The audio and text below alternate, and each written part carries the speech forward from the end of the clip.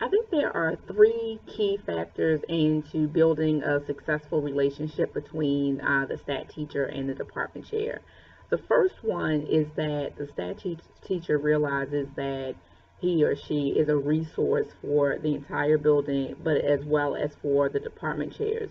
So the stat teacher understands that their role is non-evaluative, that they're coming in to offer support, and then that way they're not going in to teachers' classrooms assuming responsibilities that are not there for them to assume. So they are not going in and trying to give direction to the department chair. They're going in and saying, hey, I heard this at one of our stat conferences from the math office. How can I be of support to you? How would you like me to help you with that? Or would you like me to help you with that?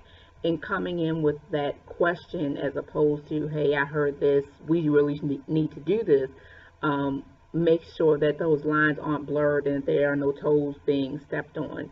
The second key factor to really building that successful partnership is making sure that all of the actions are really spelled out in alignment with the school progress plan. If we know what the key actions are, especially for math and language arts for the school as a whole, then the stat teacher can give options for how he or she can be used by the department chair, and they know where that's coming from. So one of our key actions is on formative assessment, building more opportunities for formative assessment in the classroom. So I can go to a particular department and say, do you want me to do any workshops on that, specific to your content area? Are there any teachers that you want me to work with, to provide them with more resources? And that everybody knows where that's coming from. It's not, the stat teacher had this, idea and just popped up into my office. But the most critical factor for me is the direction and the vision from the principal. In some cases, the principal has to be direct about how the stat teacher should be used and what that relationship should look like with department chairs and or team leaders. I came in, stat was a brand new role, and I was in a school that I had not been in previously, and so people really didn't know how to utilize me.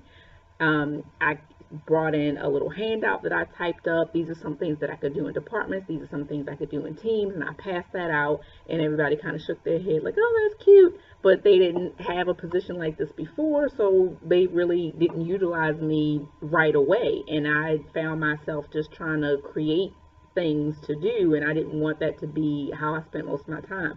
So I had a conversation with my principal and told her, like what my vision was, asked her what she thought my position should be.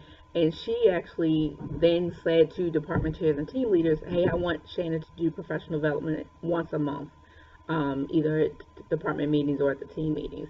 Because she gave that directive, now all of a sudden I'm getting emails from department chairs and the team leaders, hey Shannon, this is what I was thinking, what do you want to do?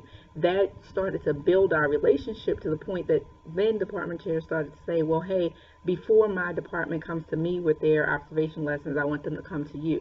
So just having that one opportunity or that time for the principal to come in and say, this is how I want Shannon to work with you guys, opened up the door for a lot of other opportunities. So I think that's really critical to the lines not being blurred, but also to the stat position not being underutilized or utilized in a way that's not really in the best interest of the program or the school.